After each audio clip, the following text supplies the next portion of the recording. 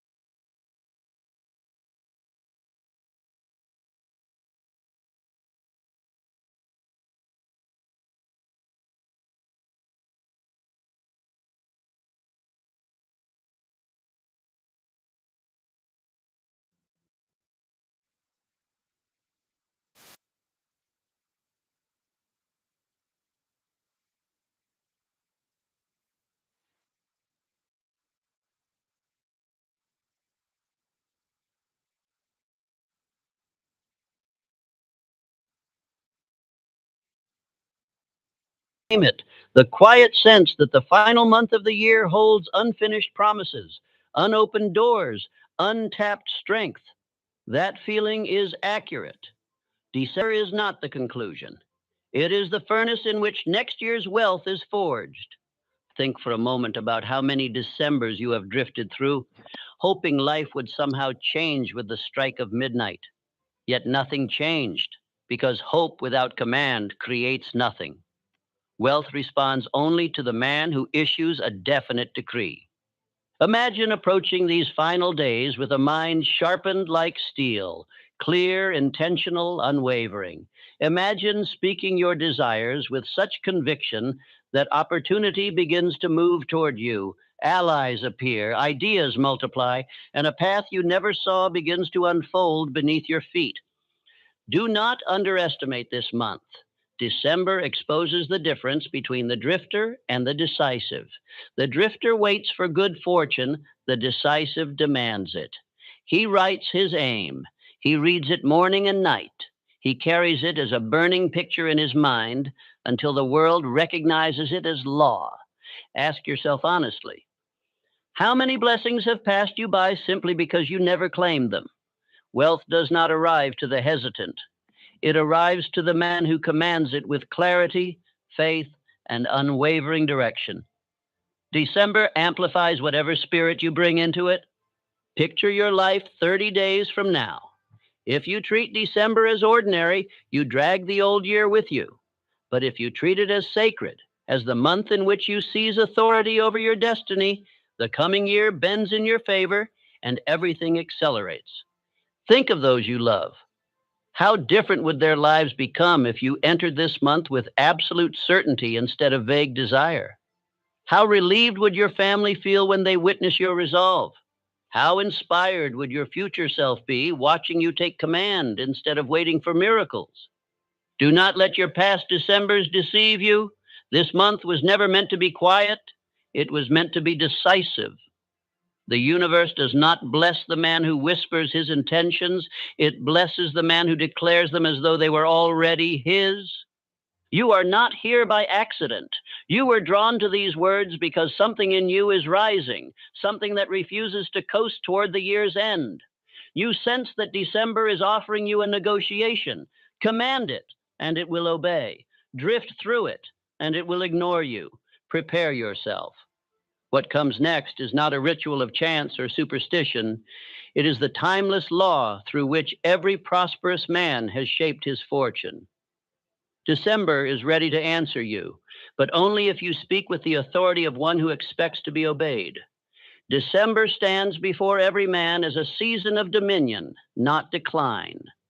While the world rushes toward celebration and distraction, only a select few recognize that this final month holds a hidden power that bends itself toward the man who understands how to command it. December is not the closing of a year. It is the chamber in which a man decides what kind of life he will step into when the calendar turns. Those who drift through these days remain bound to the same results they have repeated for years. But the man who treats December as sacred ground becomes the architect of a future far greater than his past. There is a reason wealth answers more rapidly in December. The mind enters a natural state of reflection during these closing days, and with reflection comes receptivity.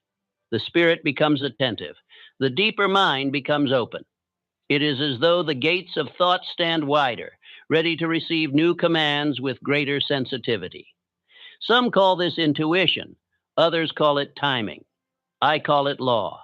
The subconscious responds more powerfully in December because the mind turns inward. And inwardness is the birthplace of power. A man's emotional state during this month silently dictates the rhythm of his entire next year. If he enters it with heaviness, doubt, or fatigue, these qualities echo into the months ahead. If he enters it with certainty, intention, and direction, the coming year aligns itself with those qualities. December sets the current. It establishes the spiritual temperature of the next 12 months. This is why men of weak spirit allow December to pass without thought, while men of insight use December to seize control of their destiny. Drifting during the final month creates a weak beginning. It weakens the will. It weakens the imagination. It weakens the vision. A man who drifts through December enters January without fire, without clarity, without command. But a man who issues a definite December decree begins the new year with momentum so strong that circumstances bend beneath his conviction. He enters January already victorious because he prepared the ground beforehand. Wealth favors the man who moves early. History reveals powerful men who made decisive year-end turns that changed not only their fortunes, but the fortunes of generations. Andrew Carnegie used the final weeks of each year to close deals, secure agreements, and set new standards for the months to come. John D. Rockefeller treated December as the anchor of his empire, solidifying direction, strengthening plans, and bringing order to every detail. Henry Ford spent his winters refining visions, adjusting methods, and shaping the ideas that would revolutionize industry.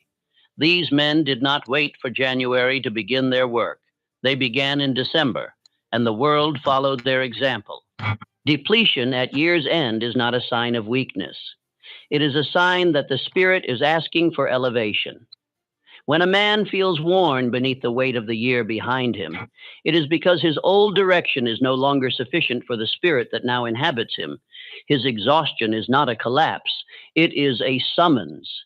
It is life announcing that the man has outgrown the level he has occupied and must now rise to something greater. December reveals this truth for only those who listen. The man who issues a December decree becomes magnetic to opportunity. When he selects a definite aim for the month and commands it with conviction, the subconscious begins gathering ideas, insights, and resources that support his direction. The world responds to the tone of command. Opportunities that were invisible begin to reveal themselves. Allies emerge. Doors that once seemed closed begin to open. December amplifies whatever power you speak into it. Others sense the seriousness of a man who treats the end of the year as a battlefield rather than a holiday. They observe his clarity. They feel his steadiness. They recognize a calm urgency in his actions. They do not hear him make loud proclamations. They notice a quiet intensity that signals purpose. People instinctively trust a man who carries purpose into December. They follow him. They cooperate with him. They respect him. For the man who is serious in December will be powerful in January. When a man treats December as sacred ground, an inner transformation occurs. His thoughts sharpen, his will strengthens, his fears weaken, his imagination grows clearer. He steps out of old habits and stands firmly in the possibility of new ones. He feels a shift within himself, a shift from drifting to directing, from hoping to commanding, from waiting to creating. This transformation is not visible at first, but its effects become unmistakable as the days progress. To tune the mind toward wealth command, a man must speak to himself as one who expects to be obeyed. He must say with fervor, "December obeys my direction. Wealth moves toward my certainty. I stand at the gate of a new year as its master, not its servant." These affirmations, spoken with authority, shape the subconscious into a state of readiness. The mind begins to accept the idea that wealth is not a distant dream, but a natural extension of the man's dominion. He must also say, "I finish strong. I rise now. My spirit commands my conditions." Repetition turns these sentences into conviction. Conviction turns them into law, and law, once accepted by the subconscious, shapes every action and thought that follows. This is the method by which a man commands December to deliver wealth. December is the month where a man may claim the power that belongs to him, but which he has not yet exercised. If he speaks with clarity, thinks with purpose, and acts with decision, the last 31 days of the year will carry more force than the previous 11 months combined. For the universe respects the man who ends with strength more than the man who begins with noise. This is the law of December dominion. The man who honors it becomes unstoppable. The man who ignores it becomes forgettable. There comes a moment in every man's life when he must decide whether he will continue to treat wealth as a distant possibility or whether he will claim it as a rightful extension of his own mental dominion. Wealth does not respond to hesitation. It does not yield itself to the man who approaches timidly, hoping it may come if enough wishes are whispered into the air. Wealth is a servant of definite command, and it bends itself toward the man who speaks with authority. Not the man who waits for permission. December magnifies this truth, for the subconscious becomes unusually receptive during this sacred month. The mind, softened by reflection and sharpened by expectancy, listens more deeply than at any other time. And because it listens, it obeys faster. The principle of wealth command is simple to state, yet challenging for most to embody. The world reacts to the man who declares his aim as law, not as hope, not as intention, not as desire, as law. A man must stand before his own mind and speak with the tone of leadership. He must speak not as one negotiating with fate, but as one instructing destiny. The subconscious, which governs action, emotion, habit, imagination, and opportunity, does not answer to half-spoken desires. It answers only to definiteness. What you speak in December becomes the blueprint your subconscious follows in January. This is why December holds such immense force. Words spoken in this month sink deeper into the inner chambers of thought. The mind, reviewing the year behind it and envisioning the year before it, becomes fertile soil for seeds of wealth. If those seeds are planted with authority, they grow with remarkable speed. But if a man plants seeds of doubt, fear, and uncertainty, he will reap a year filled with the fruits of that weakness. Wealth must be spoken to with authority. It is not enough to say, "I would like to prosper." One must say, "I shall prosper. Wealth is mine. Wealth belongs to me because I have claimed it with a definite purpose and backed it with unwavering belief." Such declarations do not come from arrogance. They come from alignment. When a man aligns thought, word, and purpose, his subconscious accepts the message as a command. And once the subconscious accepts it, infinite intelligence begins arranging circumstances, ideas, opportunities, and relationships around the man's decree. There is a profound difference between stating a desire and issuing a decree. A desire says, "I hope this will come to me." A decree says, "This must come to me because I have chosen it, demanded it, and aligned myself with it. A desire waits, a decree moves. A desire depends on mood. A decree depends on decision. A desire is easily forgotten. A decree becomes a spiritual contract written upon the mind. Consider the examples of men who commanded their wealth, not merely wished for it. Thomas Edison did not hope that the electric light would come. He commanded the forces of thought to deliver it. He declared the world acknowledged him as one. His mind accepted this identity, and because identity governs action, his entire life took shape around that command. When failures arrived, he did not view them as verdicts against his aim. He viewed them as steps toward the realization of his decree. Charles Schwab, too, commanded his rise. He stood before opportunities that seemed far beyond his youth and experience, yet he carried himself with the certainty of a man who knew he belonged in the halls of industry. He spoke with conviction, thought with direction, and acted with boldness. He commanded steel not with arrogance, but with clarity. And the world responded because the world respects the man who respects his purpose. Andrew Carnegie commanded opportunity with the same firmness. He did not drift into wealth by accident. He declared that he would rise above the limitations of his birth. He declared that he would manage men, build organizations, and master enterprise. The world saw a young boy working in factories. Carnegie saw a leader in training. His command preceded his success, not the other way around. December magnifies the force of a man's declarations because the mind is closing one cycle and preparing to open another. The subconscious is like a gate that swings wide during this month. If a man speaks vague desires, he closes the new year with weakness.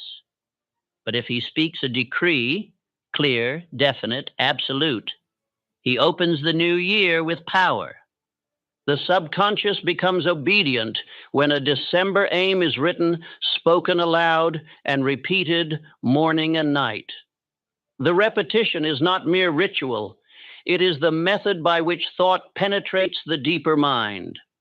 The subconscious does not resist repetition.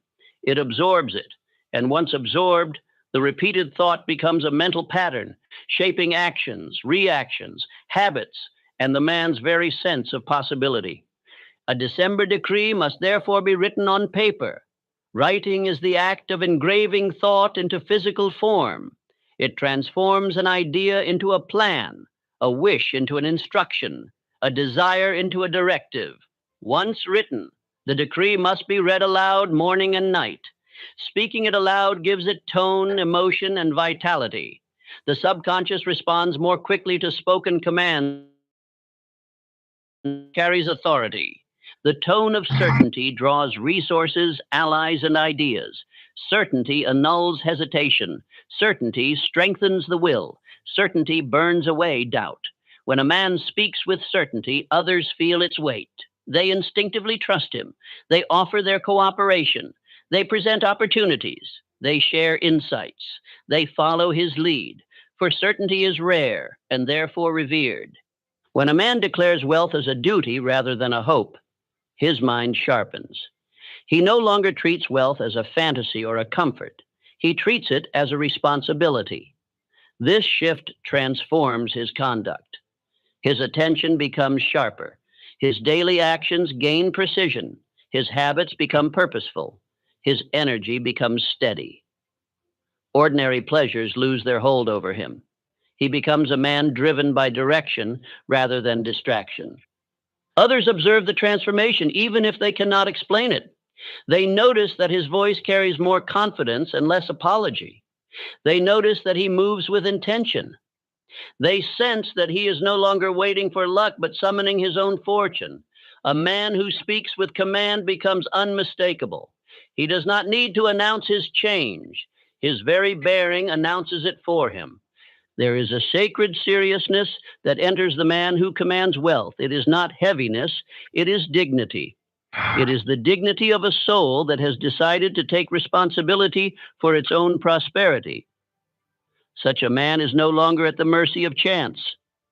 He understands that the universe responds to direction, not hesitation. He understands that wealth is not outside him.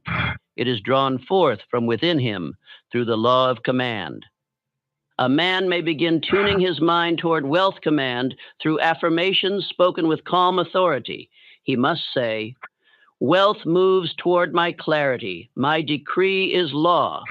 I command my fortune with thought, word, and will." These affirmations are not mere phrases. They are spiritual directives sent into the subconscious. The subconscious organizes life according to the strongest repeated command. When the command is wealth, life reorganizes itself around abundance. He must also affirm, "I am the master of my conditions. I claim prosperity. I direct opportunity. I summon success." When spoken daily, these affirmations become the foundation upon which the next year is built. They awaken inner power. They strengthen conviction. They turn thought into magnetism. December is the only month in which the mind is naturally suspended between what has been and what shall be. It is a bridge, and bridges are places of power. A man may cross the bridge unconsciously, allowing old fears to follow him, or he may stand upon it with authority and declare, "Only that which aligns with my purpose may cross with me." If he does so, his next year becomes the natural result of the command he issued in December. Wealth follows certainty. Opportunity follows direction. Success follows command. Now speak with authority, write with clarity, and repeat with conviction, and December will obey you. There comes a moment in every man's life when he must enter the furnace of his own thought, for no amount of labor, effort, or ambition can compensate for an undisciplined mind. And December, with its stillness, its closing cycle, its deep inward atmosphere, becomes the ideal month for that inward forging. While the world concerns itself with celebration and sentiment, the man of purpose steps into the chamber of reflection, where thought becomes the architect of the coming year. Thought is the most powerful force a man possesses, yet most men treat it as a drifting cloud rather than a tool of construction. December exposes this negligence. It brings before a man every choice he has made, every direction he has taken, every opportunity he has neglected, and every desire he has abandoned. This month does not judge him, it simply reveals. And revelation is the beginning of wisdom, for what is seen can be shaped, but what remains unseen continues to shape the man without his awareness. December is a furnace because the mind becomes heated with remembrance, imagery, and yearning. Old ideas rise to the surface. Some must be burned away, others refined into sharper forms. A man who fears this process remains imprisoned by the remnants of former years. But a man who embraces this inward heat becomes stronger, purer, and more conscious of the power he holds over his own destiny. Thought becomes the architect of next year's wealth. Wealth does not begin in opportunity, it begins in thought. Opportunity is merely the expression of a thought that has gained momentum.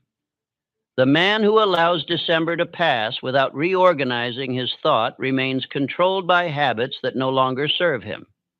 But the man who shapes thought with intention during this month creates a blueprint that the subconscious cannot ignore. There is a reason the mind thinks with greater clarity and seriousness in December. The year's end acts as a mirror, forcing the man to see himself without illusion. He sees where he has drifted. He sees where he has been lazy. He sees where he has lacked courage. But he also sees the glimpses of greatness that lie dormant within him. This mixture of truth and possibility creates a mental sharpness rarely found in other months. Idle imagination is not enough to create wealth. A man may daydream endlessly and yet remain poor. The difference between idle imagination and creative thought is direction. Idle imagination wanders. Creative thought builds. Idle imagination escapes reality. Creative thought transforms it. December demands creative thought backed by desire, for desire gives heat to the image, and heat is what shapes the metal of one's future. Consider how Henry Ford refined his entire vision during the winter months. When others retreated from the cold, he retreated into thought. He questioned assumptions. He dismantled his old beliefs. He refined his methods. He sharpened his ideas. The winter did not slow him, it focused him. His greatest breakthroughs emerged not during the noise of summer, but during the silence of December. Abraham Lincoln used the same season to strengthen direction. In winter, he confronted himself without distraction. He examined the nation's pulse. He studied his own reasoning. He stepped back from the storm of public opinion and entered the inner chambers of private thought where clarity could be found. The winter season matured his leadership and steadied his resolve. A man cannot hope to attract wealth if his mind remains cluttered with the debris of doubt, fear, envy, resentment, and timidity. These emotions poison thought. They weaken imagination. They limit the spirit. December's furnace is meant to burn them away.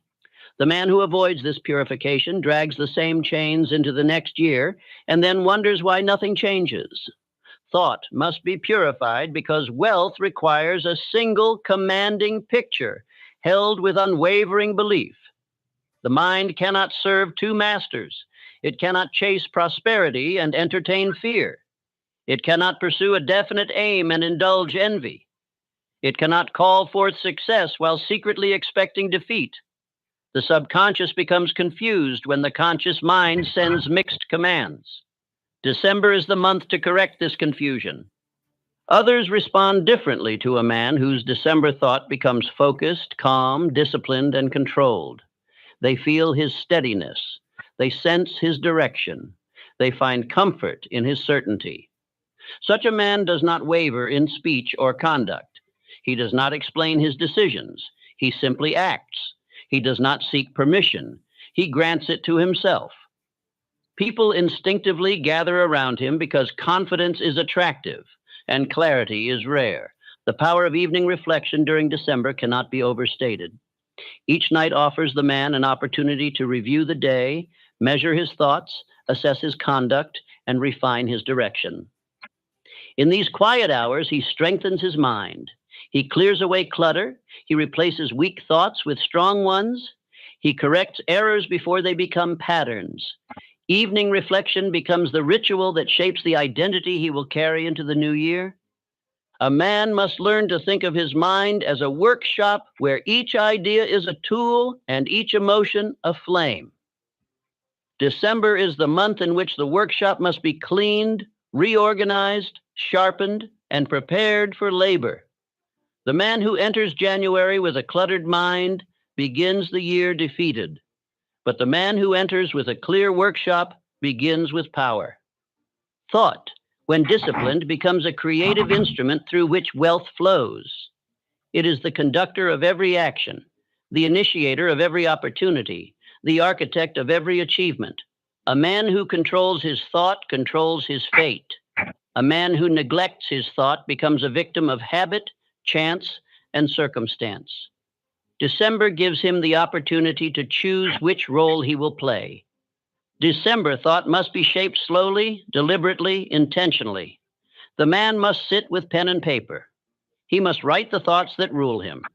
He must write the thoughts that weaken him. He must write the thoughts he wishes to adopt.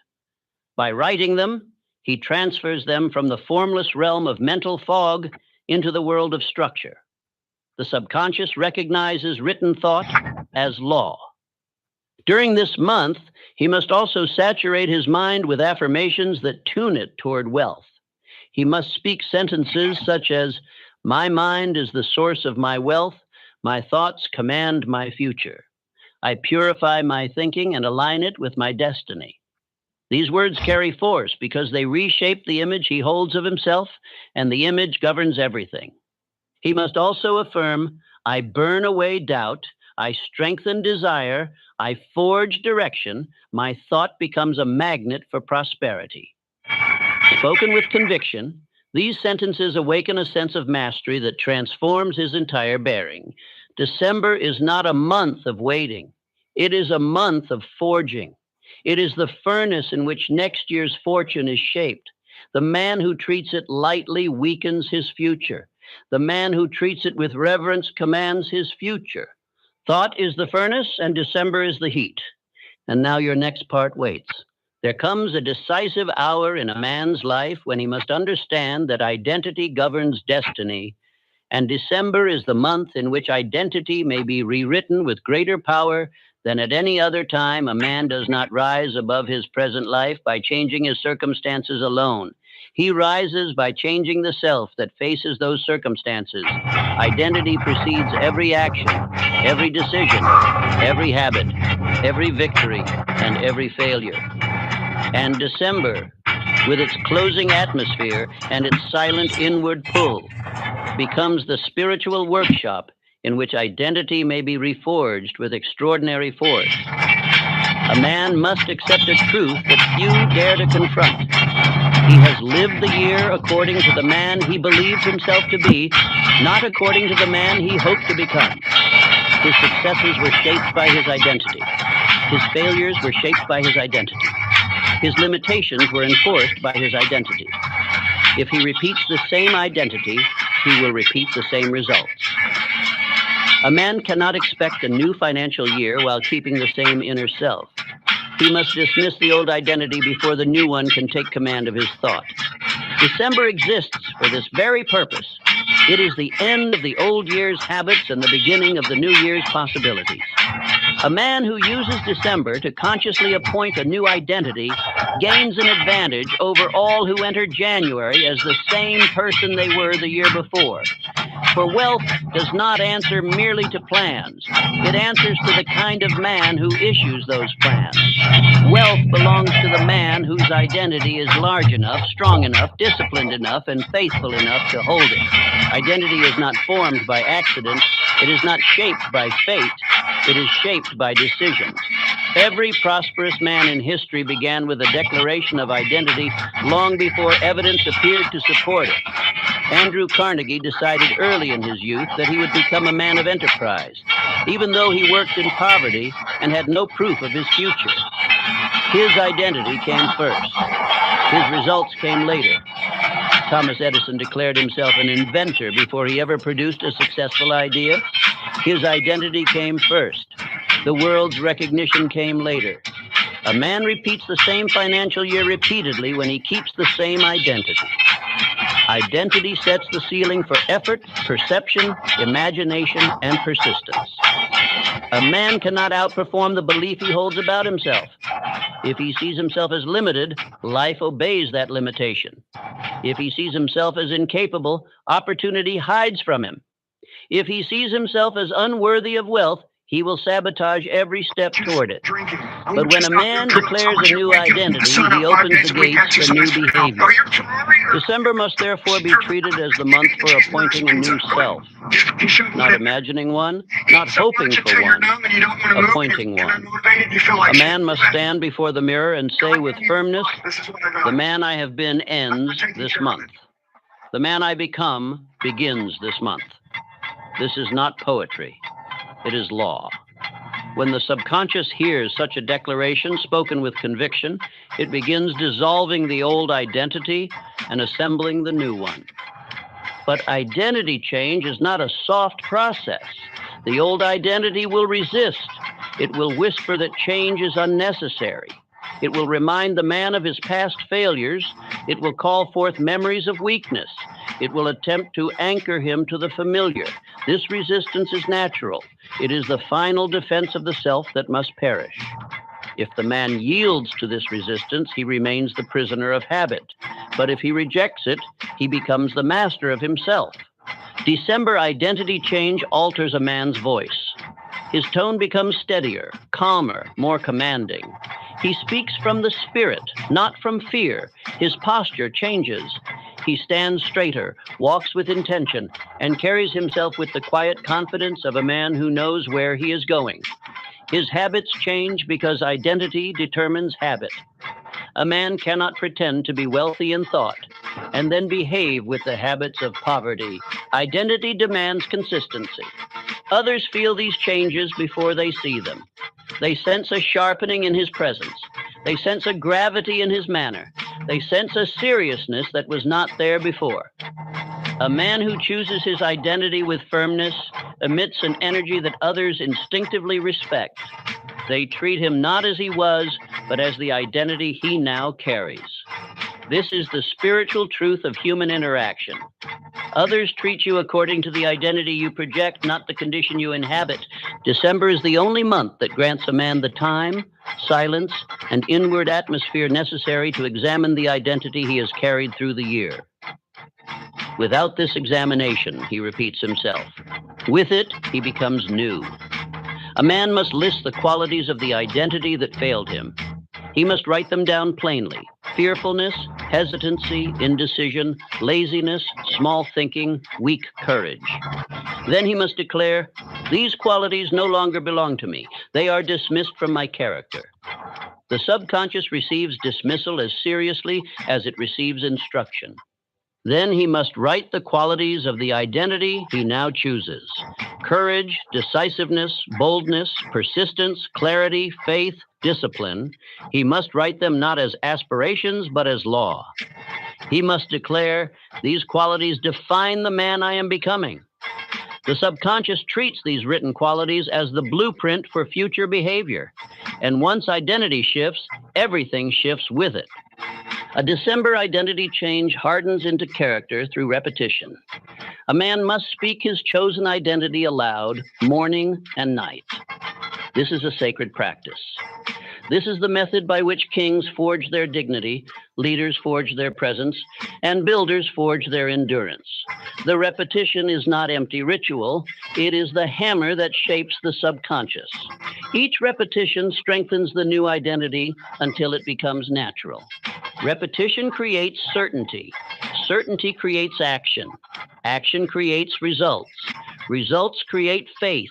Faith reinforces identity, and identity governs the entire man.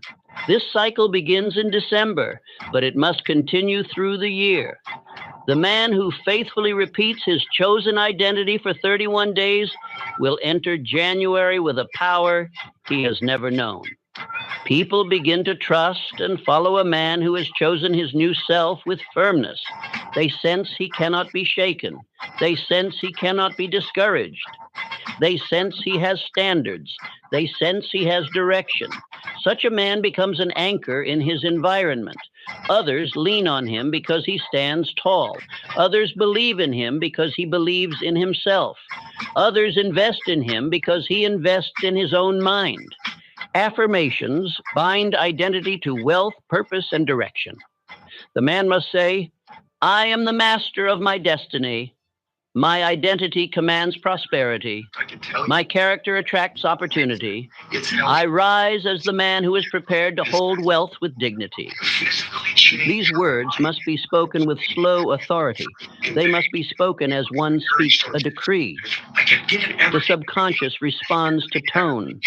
A timid tone weakens the affirmation. A confident tone engraves it. He must also say, I release the identity that has limited me. I step into the identity that enriches me. My thought, my voice, and my will align with abundance. These sentences create the inner architecture upon which wealth is constructed.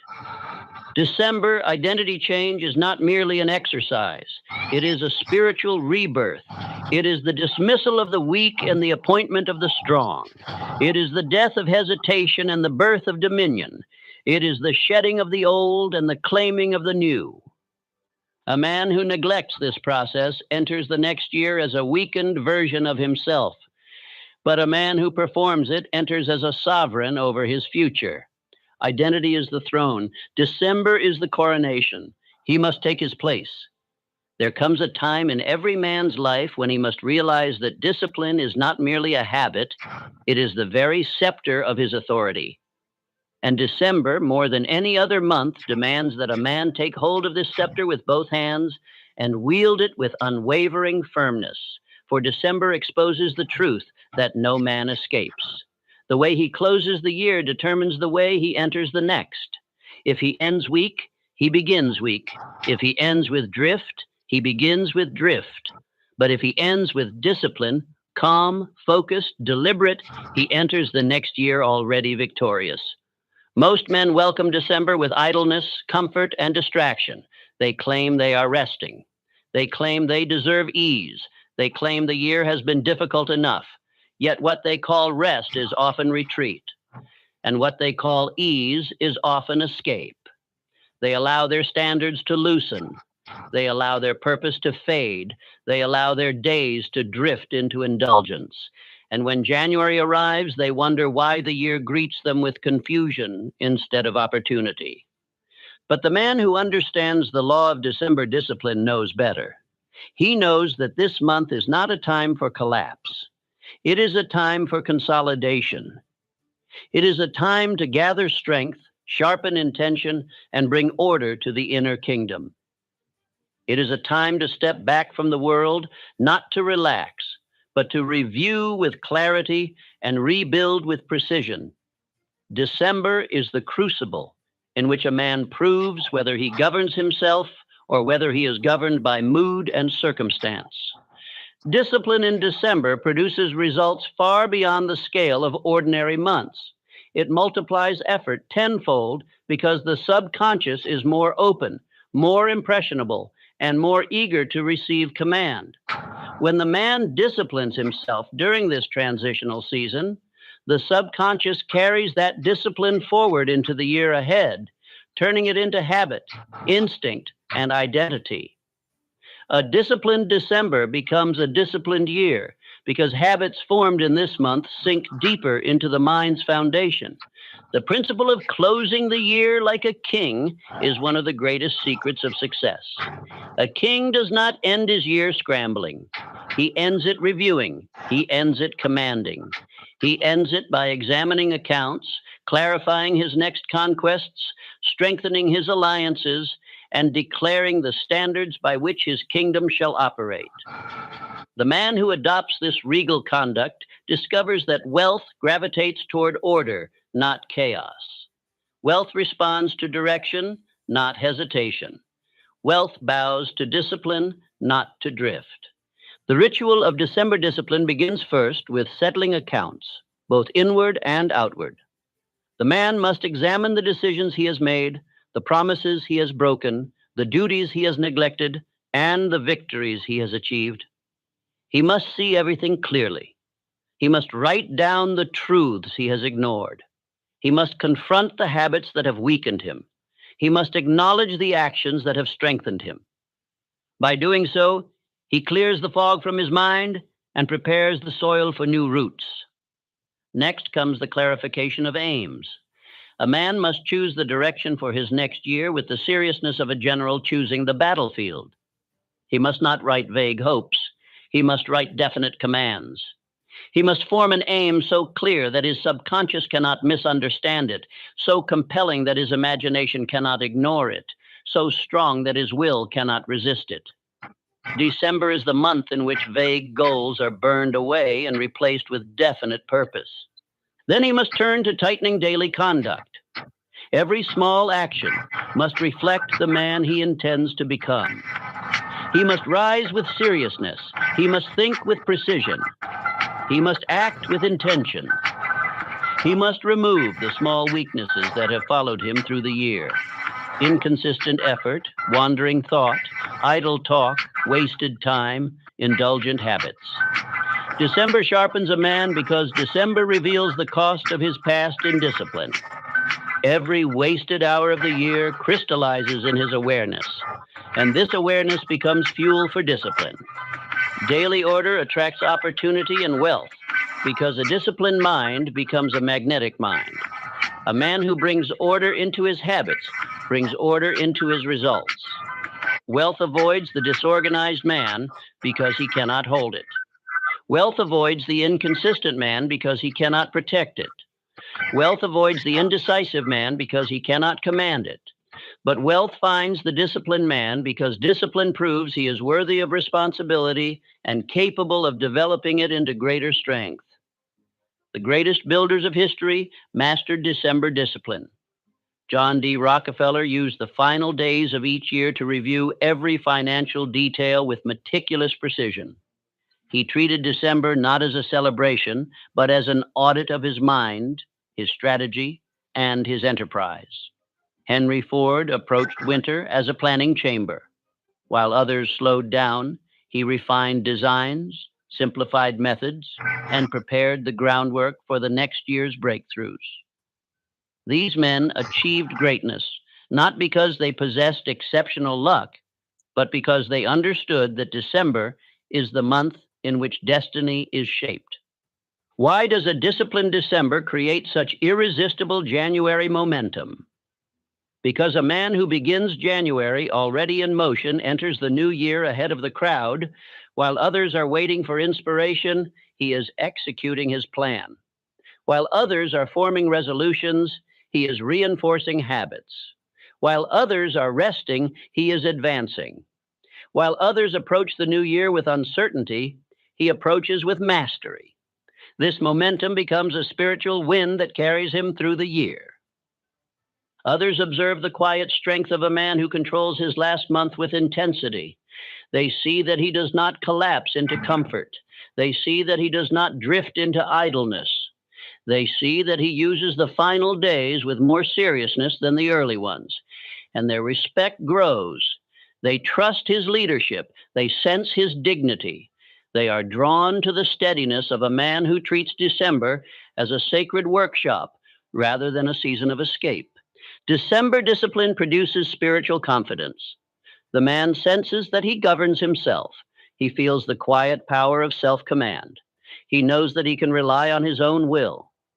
This confidence does not come from outward achievements, it comes from private conduct.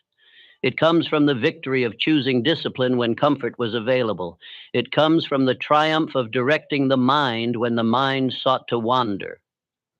Discipline creates internal triumphs long before external triumphs appear. Repetition in December is the mechanism by which discipline hardens into habit. A man must repeat small acts of mastery every day, rising at a set hour, reading with intention, writing with clarity, reviewing his purpose, controlling his attention, and honoring his schedule. These small acts, carried out consistently, shape the muscles of character. A man does not become disciplined through one great effort. He becomes disciplined through many small victories. There is no act too small to strengthen discipline. The way a man stands, the way he speaks, the way he organizes his space, the way he decides, the way he responds to difficulty, every small act holds within it the seed of mastery or the seed of weakness. December is the month for sowing consciously.